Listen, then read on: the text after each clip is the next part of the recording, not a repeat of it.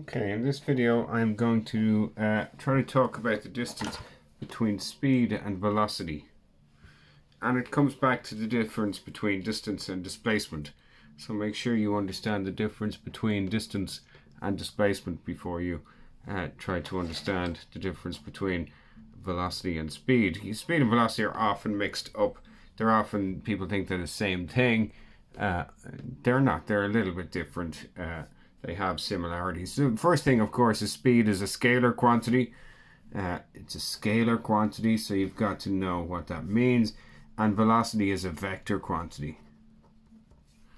Okay.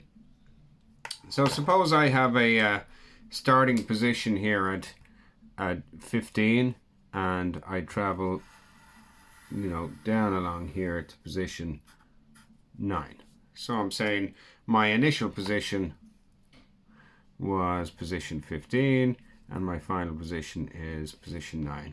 And imagine the units here are meters, and let's suppose that change in time here, delta t, change in time, was say 2 seconds.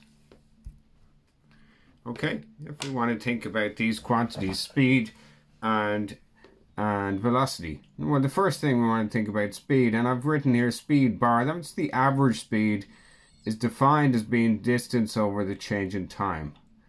The amount of ground you've covered divided by the amount of time it takes to cover that ground.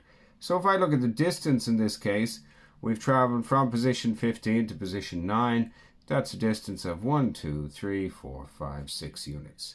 So my distance I've traveled is 6 units. In this case, the units are meters. The change in time, I'm just saying that's taken 2 seconds here. So I'd be dividing by 2 seconds. So we've traveled 6 meters in 2 seconds. I can find my average speed. I'm writing speed bar. That bar always means average. 6 divided by 2, that's 3. And then meters over second, we call that meters per second. So my average speed is 3 meters per second. Now that doesn't mean that I'm always traveling at 3 meters per second. Maybe I'm starting from rest, maybe I'm finishing at rest, and maybe other things are happening in the middle. But on average, over that 6 meter distance, I've been traveling at 3 meters per second. Let's look at the velocity. And again, notice the notation here. V bar, that's average velocity, is equal to S. I'm using S for displacement, divided by delta t, the change in time. So if I want to think about the displacement, remember the displacement is defined as being the change in position. And again, all these notations you should be familiar with. Delta change, x is the variable I'm using for position in this case. My change in position is defined as being my final position subtract my initial position. So in this case, that's 9 minus 15, which is negative 6 meters. So important to, understand what that means. If we look at my coordinate system increasing as we go from left to right, so what we have is a right positive system, that negative 6 meters means we've been displaced 6 meters to the left. So keep thinking about sign here. That's saying left 6 meters. So the displacement here, the average velocity is going to be negative 6 meters divided by the change in time. Well, time, that's just 2 seconds. That doesn't change. So my average velocity, V bar, is going to be negative 3 meters per second. Okay, so if we just look at those two answers for a second, average speed 3 meters per second, average velocity negative 3 meters per second. It's important that we kind of understand what they're saying. The speed is just telling me how fast it's going, whereas the information here in the velocity, it's giving me 2 pieces of information. First of all, it's telling me how fast it went, on average 3 meters per second, but also the negative sign there, that's telling me that it traveled to the left at an average rate of 3 meters per second. Okay. One thing to think about, if I traveled, from position 15 to position 9, and then from position 9 back to position 15. So imagine I went from 15 to 9 and then from 9 back to 15. If I look at, say, let's suppose again that took 2 seconds. If I looked at my average speed in that case, the distance traveled here would be 6 units to the left and 6 units to the right. That's 12 units, 12 meters in this case. And let's suppose that took me 2 seconds. Or maybe we'll say 4 seconds. 2 seconds to the left and 2 seconds to the right. 4 seconds. So again, my average speed may be 3 meters per second in that case.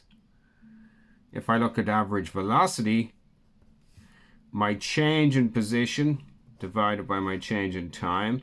Well, my displacement here, I started at position 15, but I also finished at position 15. So my displacement is actually 0. And my change in time, again, might be 4 seconds. So my average velocity in that case is 0 meters per second. So speed might have the same magnitude as velocity, but not necessarily. Your average speed might have a different magnitude. This is telling me I traveled at an average rate of 3 meters per second. This is saying my velocity on average was 0 meters per second. Initially, my velocity would have been negative when I'm moving from right to left, and then my velocity will be positive as I'm moving from left to right. So the difference between speed and velocity are very important, and make sure you understand the difference. Velocity is vector quantity. It has magnitude and direction. Remember the definitions. Learn these by heart. Okay, one final thing I would suggest, let me just kind of get a little box over here just to write in. Really good habit with equations and formulas. If V bar is equal to displacement over change in time, well then the displacement can be written as V bar multiplied by the change in time. And the change in time can be written as S divided by V bar. Make sure you're familiar with those. You may write that in one of these multiplication triangles you see from time to time, where your displacement, V bar, and change in time are written like that. So S is V bar times delta T. V bar is S divided by delta T. Delta T is S divided by V bar. Okay? Speed and velocity.